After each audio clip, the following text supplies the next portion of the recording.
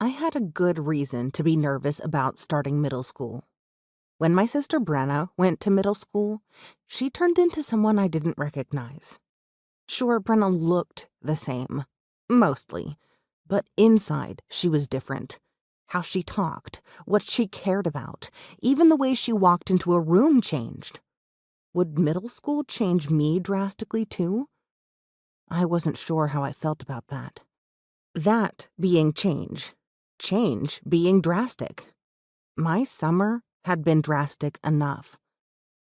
My elementary school was a one-story building, and I knew how to get around there easily. The middle school has 2 floors, 2 gymnasiums, and wings. I couldn't tell the north wing from the south wing. Having wings made the building seem able to fly away. I wondered where it could take me. Would it bring me back as someone else? Is that what happened to Brenna? When I started kindergarten, Brenna was in 3rd grade and looked out for me. She didn't pretend not to know me like she does now. That started in middle school. Now, Brenna will be a freshman in high school. If she was nervous about that, she didn't tell me. I didn't like the idea of starting a brand new school without a protective big sister who could direct me to the right gym or wing. Someone who could help me open my locker. Is it right, left, or left, right, left? I can never remember. Perhaps worse, I didn't like the idea of starting a brand new school with so many people I didn't know. 5th graders from 3 different elementary schools came together at Noble Middle School.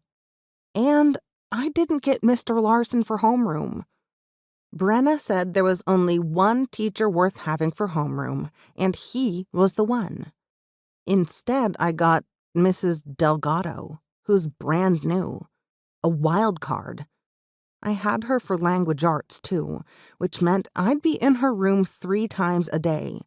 Who knew what I was getting into? Back to school night at Noble Middle School was rough, overwhelming. The hallways smelled different from my elementary school. Elementary school smelled like crayons and construction paper, pencil shavings and tempera paint. Noble Middle School smelled like metal and floor cleaner. Dad grabbed my hand to pull me down the hall.